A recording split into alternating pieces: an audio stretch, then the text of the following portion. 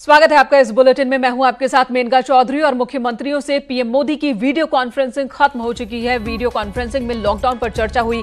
चौथी बार मुख्यमंत्रियों से पीएम ने ये वीडियो कॉन्फ्रेंसिंग के जरिए बातचीत की थी और इस दौरान प्रधानमंत्री ने कहा कि ये चौथी मर्तबा है जब हम मिल रहे हैं, इस तरह से एक साथ बात कर रहे हैं इस गंभीर मसले पर। हालांकि इस बीच भी प्रधानमंत्री अलग अलग मुख्यमंत्रियों से व्यक्तिगत तौर पर बातचीत करते रहे हैं और उन राज्यों का हाल जानते रहे हैं। लेकिन ये चौथी मुलाकात बेहद अहम मुलाकात, वीडियो कॉन्फ्रेंसिंग के जरिए जो मुलाकात हुई है, इसमें इसी बात पर चर्चा हुई कि क्या लॉकडाउन की मियाद और बढ़ाई जानी चाहिए और अगर बढ़ाई जाती है लॉकडाउन की मियाद तो किन किन सेक्टर्स में और छूट दिए जाने की संभावना है, जिससे अर्थव्यवस्था को भी मजबूती मिले और कोरोना के खिलाफ जो हमारी लड़ाई है वो कमजोर ना पड़े। और इस बीच मुख्यमंत्रियों से बातचीत में प्रधानमंत्री ने सबकी सराहना भी की और ये भी कहा कि हमने मिलकर अभी तक की जो कामयाबी हासिल की है वो महत्वपूर्ण कामयाबी है। अच्छा प्रदर्शन अभी तक भारत दिखा रहा है। तमाम राज्यों के सहयोग से ही ये मुमकिन हो सका है। अनूप गुप्ता हमारे सहयोगी इस वक्त हमारे साथ दिल्ली से मौजूद हैं।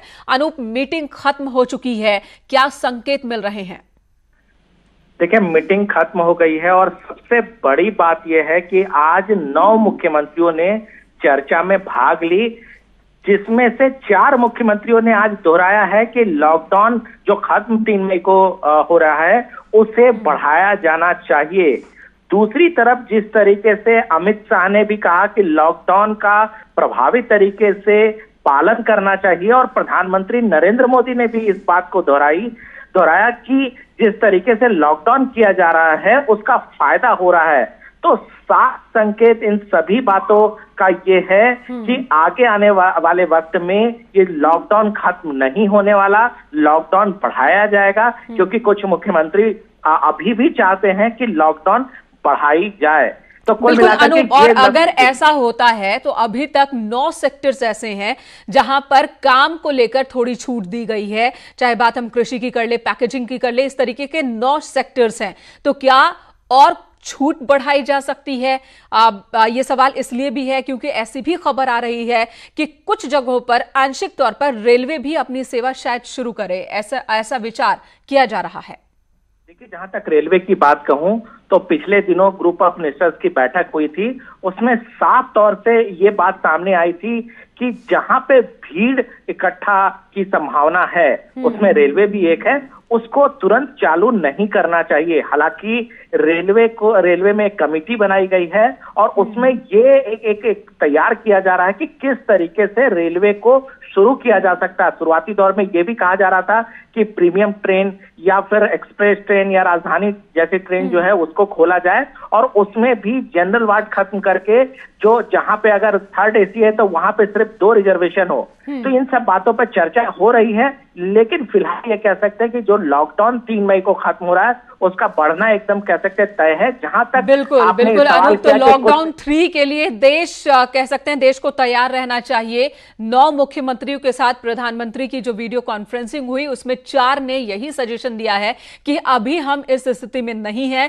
कि लॉकडाउन हटाने का खतरा मोल ले सकते हैं। और ऐसे में अब यही बात साफ साफ नजर आ रही है कि लॉकडाउन 3 के लिए देश को तैयार रहना चाहिए। लॉकडाउन 3 भी होगा जरूर, 3 मई के बाद भी लॉकडाउन का ही ऐलान होगा।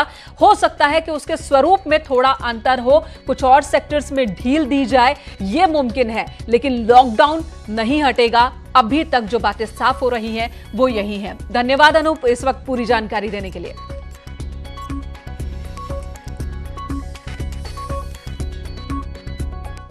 और प्रधानमंत्री के साथ वीजी खत्म होने के साथ ही सीएम योगी आदित्यनाथ की बैठक शुरू हो गई है। पीएम मोदी की वीडियो कॉन्फ्रेंसिंग में सीएम मौजूद रहे और अब टीम 11 के साथ अपने घर पर मंथन कर रहे हैं। हर रोज टीम 11 के साथ सीएम योगी आदित्यनाथ की मीटिंग होती है और हर रोज क्या डेवलपमेंट हो रहा है, कोरोना के खिलाफ जो लड़ाई चल रही है, जो योजनाएं बनाई गई हैं उनकी क्या स्थिति है, शेल्टर होम्स की क्या स्थिति है, जो लोग क्वारंटीन किए गए हैं उनकी क्या स्थिति है और क्या कदमों की जरूरत है, इन तमाम विषयों पर सीएम योगी आदित्यनाथ हर रोज टीम 11 के साथ समीक्षा करते हैं, मीटिंग करते हैं, चर्चा करते हैं और क्या प्रभावी कदम उठाए जा सकते हैं उन पर चर्चा होती है और फिर जरूरी निर्देश दिए जाते हैं और फिर यहीं से जो प्लानिंग तैयार होती है उस पर अमली जामा पूरे प्रदेश भर के अधिकारी उसको अमली जामा पहनाते हैं। तो आज भी मीटिंग हुई। 10 लाख मजदूरों को रखने का जो सरकार का प्लान है उस प्लान की तरफ कितना काम हुआ है। 3 दिन का वक्त सीएम योगी आदित्यनाथ ने अधिकारियों को दिया था कि एक रूपरेखा, एक ब्लूप्रिंट तैयार कर लिया जाए कि अलग अलग राज्यों से कैसे जो अपने देश के लोग हैं जो दूसरे राज्यों में फंसे हुए हैं उनको लाया जाएगा। तो उस रिपोर्ट पर भी चर्चा आज की मीटिंग में। और इसी बीच हापुड़ में लैब टेक्नीशियन निकला कोरोना पॉजिटिव। दिल्ली के सर गंगाराम अस्पताल में यह काम करता था। दिल्ली में जांच में इसके कोरोना की पुष्टि हुई है। परिवार के 5 लोग भी इस वक्त आइसोलेट किए गए हैं। पिलखवा में 1 किलोमीटर का एरिया सील कर दिया गया है और मरीज के संपर्क में जितने भी लोग आए उन सबकी तलाश जारी है। तो ये एक परेशान करने वाली खबर हापुड़ से, जहां पर एक शख्स कोरोना पॉजिटिव निकला है जो हॉस्पिटल में काम करता था। इस वक्त आइसोलेट किया गया है, पूरे परिवार को आइसोलेट किया गया है और पिलखवा में 1 किलोमीटर तक का एरिया है वो सील करके अब वहां सैनिटाइजेशन का काम शुरू होगा। और इसके संपर्क में, इस लैब टेक्नीशियन के संपर्क में जितने लोग आए अब उनकी लिस्ट तैयार हो रही है, उन तक पहुंचने की कोशिश हो रही है। इससे पहले भी देखने को मिला कई जगहों पर जो हॉस्पिटल से जुड़े लोग हैं वो खुद भी कोरोना के संक्रमण में शिकार बने हैं और जंग जीत कर लौटे भी हैं। यहां एक और शख्स जो कि लैब टेक्नीशियन था एक हॉस्पिटल में, वो कोरोना पॉजिटिव पाया गया है।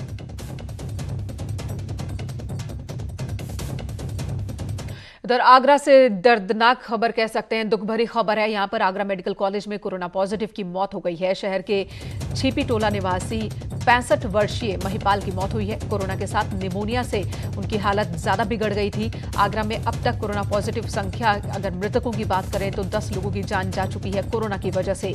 9 नए कोरोना पॉजिटिव केस भी आज शहर में सामने आए और इसी के साथ आगरा में इस वक्त 381 संख्या हो चुकी है कोरोना मरीजों की। आगरा में अब तक 10 कोरोना पॉजिटिव की मौत हो चुकी है। देश में 24 घंटे में करीब 1400 नए मामले सामने आए हैं और 48 लोगों ने जान गंवाई है। और इसी बीच समाजवादी पार्टी के अध्यक्ष अखिलेश यादव ने ट्वीट कर सरकार से सवाल किया है। अखिलेश यादव ने लिखा है कि मुख्यमंत्री के बहुप्रचारित कोरोना से लड़ने का आगरा मॉडल मेयर के अनुसार फेल होकर आगरा को वुहान बना देगा। न जांच, न दवाई, न अन्य बीमारियों के लिए सरकारी या प्राइवेट अस्पताल, न जीवन रक्षक किट है। उस पर क्वारंटीन सेंटर्स की बदहाली और जिसकी वजह से प्राणांतक साबित हो रही है ये चीजें। जागो सरकार जागो। तो सीधे सीधे सवाल उत्तर प्रदेश सरकार से अखिलेश यादव ने, पूर्व मुख्यमंत्री ने किया है कि जो मॉडल इस वक्त आगरा में अपनाया जा रहा है उस मॉडल की वजह से स्थिति यहां पर बिगड़ रही है। तो उन्होंने सरकार को जागने के लिए कहा है।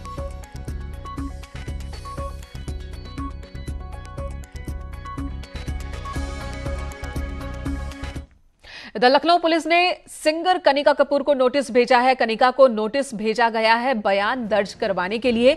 कनिका के खिलाफ सरोजनी नगर थाने में एफआईआर दर्ज है। कनिका पर कोरोना संक्रमण फैलाने का आरोप है। कल कनिका ने इंस्टाग्राम पर अपनी सफाई दी थी कि उनकी वजह से एक भी कोरोना पॉजिटिव नहीं हुआ है कोई शख्स और इसलिए उन्हें जिम्मेदार नहीं ठहराना चाहिए। उन पर जो आरोप लगे हैं निराधार आरोप है। और साथ ही उन्होंने ये भी इल्जाम लगाया था कि इंटरनेशनल एयरपोर्ट पर तो उनकी स्क्रीनिंग हुई थी जिसमें कुछ नहीं निकला था और डोमेस्टिक एयरपोर्ट पर उनकी कोई स्क्रीनिंग नहीं हुई थी, उन्हें कोई हिदायत नहीं दी गई थी और ऐसे में उनकी लापरवाही नहीं बनती है जो स्थिति बनी उसके लिए। जिसके बाद अब लखनऊ पुलिस की ओर से कनिका को यह नोटिस भेजा गया है कि वो अपना बयान आकर दर्ज करवाएं इस मामले में। हालांकि सवाल यह भी है कि इस तरह के दूसरे मामलों में तो तुरंत गिरफ्तारी हो रही है और कनिका को सिर्फ नोटिस ही क्यों भेजा जा रहा है, कोई एक्शन क्यों नहीं मामला दर्ज करने के अलावा भी। इधर सीतापुर से खबर, हरियाणा में फंसे मजदूरों को लाया गया। 3 रोडवेज बसों से देर रात 91 मजदूर पहुंचे हैं। अलग अलग तहसीलों में इन्हें क्वारंटीन किया गया है। ईओ नगर पालिका ने खुद बसों को सैनिटाइज किया। तो सैनिटाइज्ड बसों में इन लोगों को लाया गया है और अलग अलग तहसीलों में इन्हें क्वारंटीन करके रखा गया है। तो उस प्रक्रिया पर काम शुरू हो चुका है। सबसे पहले हरियाणा से ही मजदूरों को बसों के जरिए उत्तर प्रदेश लाया गया। अब दूसरे राज्यों से भी मजदूरों को लाया जाएगा।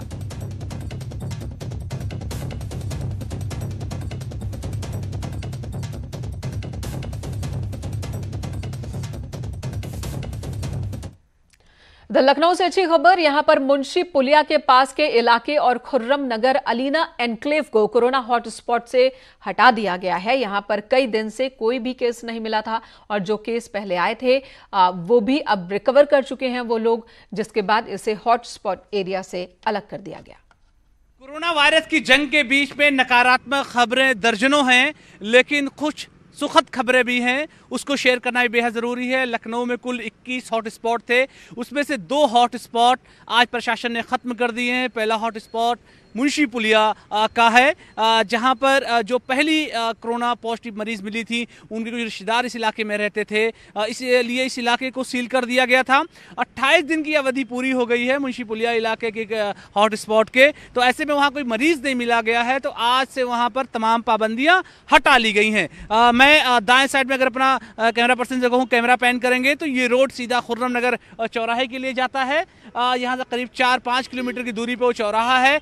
जो डॉक्टर तौसीफ खान पहले कोरोना पॉजिटिव चिकित्सक मिले थे, रेजिडेंट डॉक्टर हैं KGMU के, वो उनके परिवार को भी कोरोना पॉजिटिव हुआ था 3 लोगों को, तो ऐसे में वो इलाका भी हॉट स्पॉट बना दिया गया था। तो पिछले 28 दिनों से वहाँ पे भी कोई क्योंकि पॉजिटिव केस नहीं मिला है, तो ऐसे में खुर्रम नगर का जो हॉट स्पॉट है उसको भी खत्म कर दिया गया है। यानी कुल मिलाकर के लखनऊ में 2 हॉट स्पॉट आज समाप्त किए गए हैं। पहला मुंशी पुलिया चौराहे का इलाका है, दूसरा जो है खुर्रम नगर का है। तो ऐसे में लखनऊ में आज एक और कोरोना पॉजिटिव डिटेक्ट हुआ है, साथ ही 2 हॉटस्पॉट यहां पर खत्म किए गए हैं। तो उम्मीद की जा रही है कि जो चिकित्सक, स्वास्थ्य महकमा, नगर निगम और जिला प्रशासन जो मेहनत कर रहा है, उनकी मेहनत इस महीने में और ज्यादा रंग लाएगी। और खासतौर से 21 हॉटस्पॉट में से जो 2 हॉटस्पॉट खत्म हुए हैं, उम्मीद की जा रही है कि बाकी हॉटस्पॉट भी हम तमाम लोगों की मेहनत के बिना पर जल्द ही खत्म होंगे। कैमरा पर्सन गोपी गिरी के साथ अलाउद्दीन, न्यूज़ 18 लखनऊ। इधर कोरोना के बढ़ते मरीजों को देखते हुए यूपी पुलिस अलर्ट पर है। दिल्ली यूपी बॉर्डर पर बिना पास और आई कार्ड के आवाजाही पूरी तरह से बैन कर दी गई है। कोरोना के बढ़ते मरीजों को देखते हुए उत्तर प्रदेश पुलिस और दिल्ली पुलिस पूरी तरह से चौकन्ना हो गई है। इस समय मैं दिल्ली और नोएडा बॉर्डर पे हूँ। आप देख सकते हैं कि दिल्ली से जो गाड़ियाँ आ रही हैं उनको उत्तर प्रदेश पुलिस के जो जवान हैं, अधिकारी हैं, उनको किस तरह से चेकिंग कर रहे हैं। एक एक गाड़ियों को पूरी तरह से चेक किया जा रहा है। जो ज़रूरी सेवा की जो गाड़ियां हैं, जिनके पास आई कार्ड है, जिनके लिए पास बना है, उनको तो जाने दिया जा रहा है, बाकी लोगों को लौटा दिया जा रहा है। आप देख सकते हैं कि जो है दिल्ली से नोएडा में प्रवेश करना अब आसान नहीं रह गया है, पूरी तरह से सील कर दिया गया है। उसके बाद भी जो गाड़ियां आ रही हैं, जो ज़रूरी सेवा की गाड़ियां हैं, खास करके अगर बात किया जाए जो दूध लाने वाली गाड़ी है, जो सब्जी लाने वाली गाड़ी है, या जो बैंकिंग सेवा के जो लोग हैं, मेडिकल सेवा के जो लोग हैं, उनको जो पास मुहैया कराया गया है, उनका आई कार्ड और पास देखने के बाद तो छोड़ा जा रहा है। लेकिन वहीं देखिए एक तरफ, दूसरी तरफ अगर देखा जाए तो दिल्ली पुलिस के जो जवान हैं, जो अधिकारी हैं, वो जो नोएडा से जो गाड़ियां दिल्ली में एंट्री कर रही हैं, उनकी पूरी तरह से लोग जांच कर रहे हैं और सबका आई कार्ड देख रहे हैं, पास देख रहे हैं। आप देख सकते हैं कि किस तरह से बिना चेक किए किसी गाड़ी को एंट्री नहीं दी जा रही है। तो कहा जा सकता है कि दोनों तरफ की देखा जाए तो पूरी तरह से प्रशासन चुस्त है, पूरी तरह से लगातार एक एक चीज़ को जाँच करने के बाद ही जाने दिया जा रहा है। लेकिन सबसे बड़ा सवाल यह है कि उत्तर प्रदेश की बात कीजिए या दिल्ली की बात कीजिए, लगातार मरीजों की जो संख्या है वह हर रोज़ बढ़ती जा रही है। यह एक चिंता का विषय है। लेकिन प्रशासन जिस तरह से लगातार चेकिंग कर रहा है, इससे माना जा रहा है कि ज़रूर इसमें जो है, जो सोशल डिस्टेंसिंग की बात की जा रही है या जो लॉकडाउन फॉलो करने की बात की जा रही है, बहुत से लोग जो नहीं पालन कर रहे हैं, उसमें ज़रूर जो लोग हैं वो सतर्क हो रहे हैं। यहाँ तक कि दिल्ली पुलिस के जो लोग हैं और उत्तर प्रदेश पुलिस के जो लोग हैं, वो रोक करके लोगों को एडवाइज भी कर रहे हैं कि आप लोग, लॉकडाउन चल रहा है, इसका पालन कीजिए, तभी जो है इस महामारी से हम लोग बच सकते हैं और दूसरे को बचा सकते हैं। कैमरा पर्सन नरेश सैनी के साथ राजीव तिवारी, न्यूज़ 18 दिल्ली। द न्यूज़ 18 की खबर का दमदार असर हुआ है। हैलेट में मारपीट मामले में केस दर्ज हुआ है। अज्ञात कोरोना मरीज के खिलाफ FIR दर्ज की गई है। क्वारंटीन उल्लंघन कर महामारी फैलाने और मारपीट की धाराओं के तहत यह मुकदमा दर्ज हुआ है। स्वरूप नगर थाना क्षेत्र की घटना, जमातियों ने खाने की थाली पर लात मारी थी, वार्ड बॉय के साथ मारपीट की थी। तस्वीरें हमने दिखाई थी, खबर हमने आपको दिखाया था कि किस तरीके से हैलेट हॉस्पिटल में जमातियों ने उत्पात मचाया था। ये लगातार बिरयानी और नॉनवेज की मांग कर रहे थे और जिसके बाद शिकायत हॉस्पिटल प्रबंधन की ओर से भी की गई और अब मामला दर्ज हुआ है।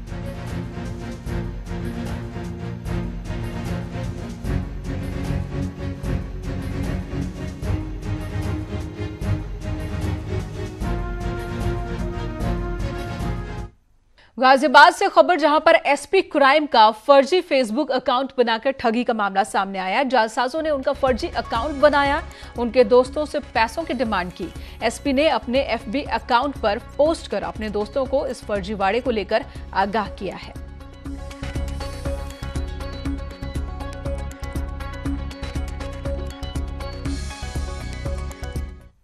तो ठगों के हौसले देखिए जरा कि एसपी का अकाउंट बनाकर ही फर्जीवाड़ा करने की कोशिश कर रहे हैं। इधर फिरोजाबाद से बड़ी खबर है, यहां पर लोगों ने ठगों को पीटा है। एटीएम से ये चोरी करते थे, पैसा निकालते थे। लोगों ने पेड़ से बांधकर इनकी पिटाई की, फिर पुलिस के हवाले कर दिया।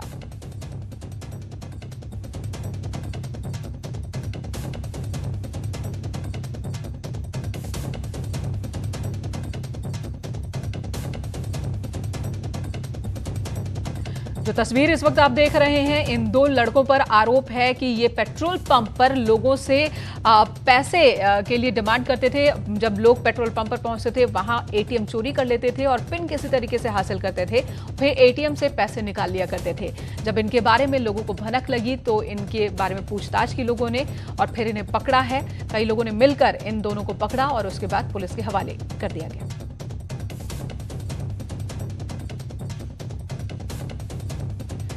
लखनऊ में कनिका कपूर के घर पर पहुंच चुकी है पुलिस। सुबह लखनऊ पुलिस ने कनिका कपूर को नोटिस भेजा था कि आकर वो अपना बयान दर्ज करवाएं और अब पुलिस की टीम पहुंच चुकी है कनिका कपूर के घर पर। कनिका के खिलाफ सरोजनी नगर थाने में मामला दर्ज है।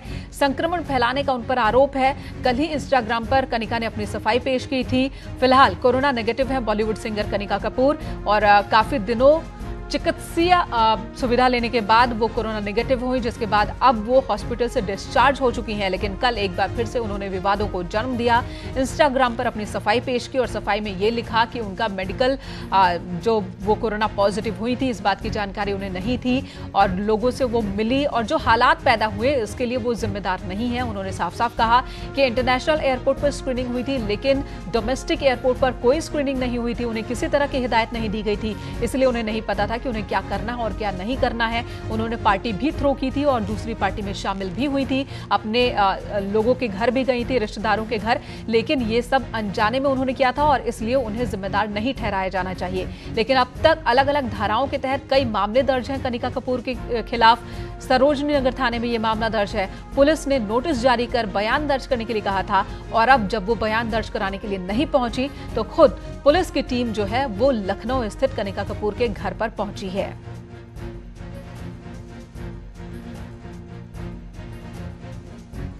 ऋषभ मणि त्रिपाठी हमारे सहयोगी लखनऊ से इस वक्त हमारे साथ जुड़ चुके हैं। ऋषभ, बताइए जरा, क्या पुलिस टीम पहुंची जरूर है? कनिका इस वक्त अपने फ्लैट पर हैं?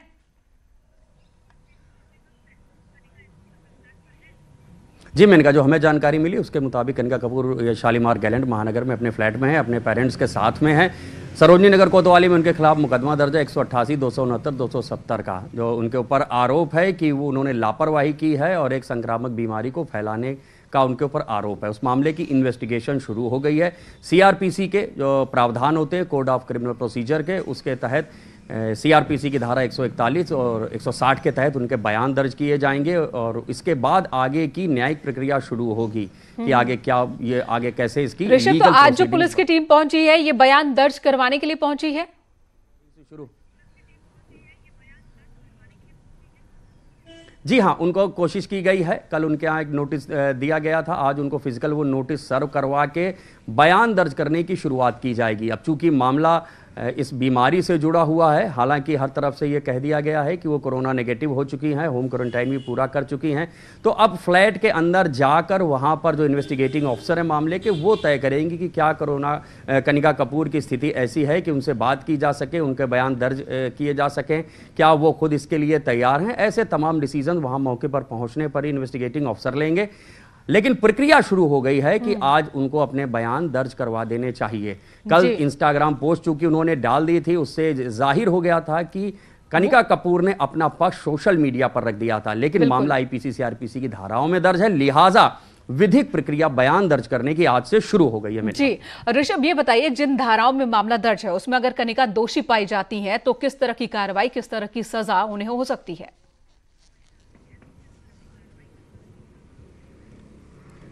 मेनका देखिए, अभी तक जो धाराएं उनके ऊपर दर्ज हैं वो उसमें 7 साल से कम की सजा है, और 7 साल से कम की सजा के जितने भी अपराध होते हैं उसमें तुरंत गिरफ्तारी की जरूरत नहीं होती है।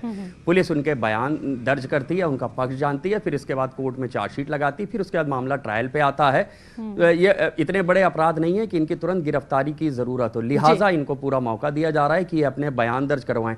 फिर उसके बाद जैसा भी हमने कमिश्नर ऑफ पुलिस से भी बात की, उन्होंने कहा है कि जैसा इंस्टाग्राम पोस्ट पे लिखा है कनिका कपूर ने कि वो इंटरनेशनल एयरपोर्ट पे आई थी, वहां उनकी स्क्रीनिंग हुई थी, लेकिन लखनऊ के डोमेस्टिक एयरपोर्ट पर स्क्रीनिंग की व्यवस्था नहीं थी। तो अगर यही बातें वो अपने विधिक बयान में भी कहती हैं तो इन बयानों की तस्दीक कराई जाएगी। सीसीटीवी फुटेज मुंबई एयरपोर्ट से, लखनऊ से जुटाए जाएंगे जो इस इन्वेस्टिगेशन का पार्ट बनेंगे, तब आगे लीगल प्रोसीडिंग्स इसकी आगे बढ़ेंगी। ऋषभ, तो पुलिस कार्रवाई कर रही है और कनिका कपूर जैसे जिस तरह की बातें कर रही हैं उससे यही मैसेज जा रहा है कि चूंकि वो स्टार हैं इसलिए उनके खिलाफ मामले दर्ज हो गए और इतनी तेजी से कार्रवाई हो रही है, जबकि कुछ लोग ये भी सवाल उठा रहे हैं कि वो स्टार हैं, क्या इसी वजह से उनकी गिरफ्तारी नहीं हो रही है, जबकि ऐसे ही कई मामलों में दूसरे लोगों को पुलिस ज्यादा सख्ती दिखा रही है। खैर, फिलहाल पुलिस की जांच यहां पर चल रही है। धन्यवाद आपका पूरी जानकारी देने के लिए, पूरी बातचीत के लिए।